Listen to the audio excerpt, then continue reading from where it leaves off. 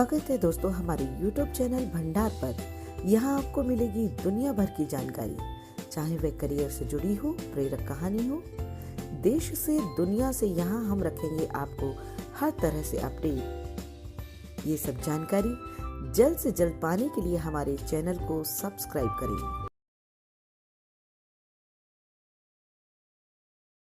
वीणा वादिनी वरदे, वीणा वादिनी वरदे, प्रिय स्वतंत्र रव अमृत मंत्र नव भारत में भर दे।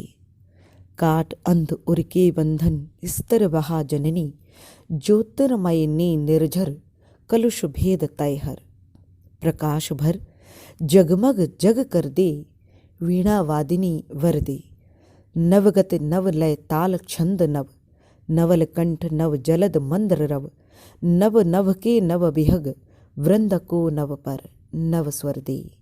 वरदे वीणा वादिनी वरदे। बसंत पंचमी सर्दियों के मौसम के अंत का और बसंत के आगमन का प्रतीक है। इस त्योहार में बच्चों को हिंदू रीति रिवाज के अनुसार पहला शब्द लिखना सिखाया जाता है। इस त्योहार पर लोग आमतौर पर पीले वस्त्र पहनते हैं।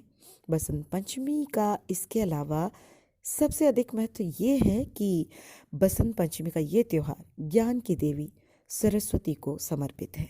हिंदू पौराणिक कथाओं के अनुसार देवी सरस्वती कला, बुद्धि और ज्ञान की निरंतर प्रभा का प्रतीक है। बसंत पंचमी को देवी सरस्वती के जन्मदिन के रूप में मनाया जाता है। बसंत पंचमी का त्योहार विशेष रूप से शिक्षण संस्थाओं में मनाया जाता है क्योंकि सरस्वती विद्या की देवी हैं। विद्यार्थी माँ सरस्वती से आशीर्वाद प्राप्त करते हैं।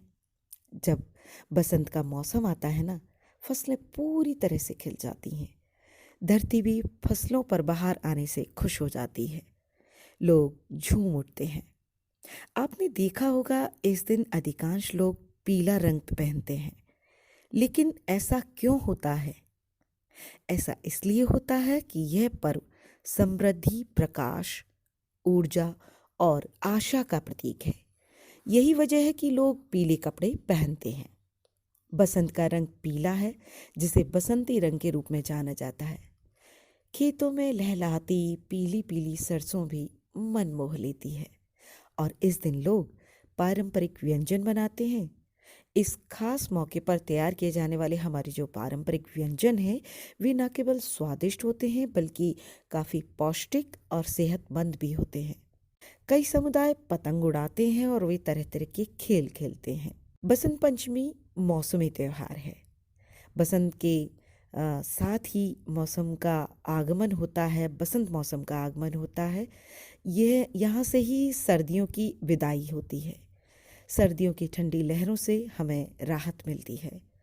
बर्फ के बादलों के नीचे जो प्रकृति छिपी रहती है, वह बाहर निकलती है और उसकी सुंदरता पूरे स्वरूप को खिलने के साथ चमकती भी है। जाती हुई सर्दियाँ, बड़े होते दिन, गुनगुनी धूप धीरे धीरे तेज होती है और ये तेज होती हुई धूप, ये सारा मौसम काव्य प्रेमियों को हमेशा से आकर्षित करता रहा है। यह ऋतुराज बसंत का आगमन है। यह मौसम हमेशा से ही भारतीय कवियों, शायरों और गीतकारों को आकर्षित करता रहा है। कवि के रूप में कुंवर बेचैन की लिखी ये पंक्तियाँ बसंत को कुछ यूं बयां करती हैं। पतझर ही पतझर था मन के मधुवन में, गहरा सन्नाटा सा था अंतर मन में। लेकिन अब गीतों के स्वच्छ मुंडेरों पर, चिंतन की छत पर, भावों के आंगन में, बहुत दिनों के बाद चिरैया बोली है, ओ बासंती पवन हमारे घर आना। वहीं दिनेश शुक्ल कुछ यूं कहते हैं, कौन रंग फागुन रंगे रंगता कौन बसंत, प्रेम रंग फागुन रंगे प्रीत कुसुम्ब बसंत। चूड़ी भरी कलाइयाँ खन के बाजू बंद, फागुन लिखे कपोल पर रस से भीगे छंद। इस मौसम की सुंदरता मन मस्तिष्क को खुशियों से भर देती है, मनुष्य को कलात्मक बनाती है, आत्मविश्वास और ऊर्जा के साथ नए कार्य शुरू करने के लिए प्रेरित करती है। सुबह में चिड़ियों की आवाज़ और रात में चांद की चांदनी, दोनों ही बहुत सुहावने, ठंडे और शांत हो जाते हैं।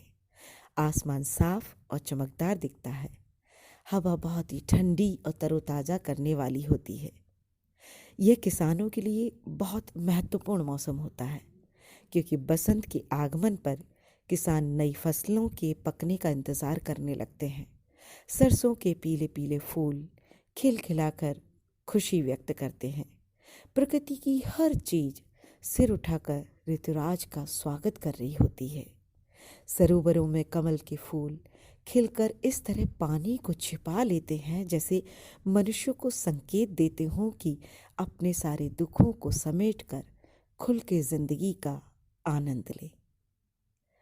आसमान में पक्षी किलकारियां मारकर बसंत का स्वागत करते हैं। आप भी सब इस ऋतु का स्वागत करिए।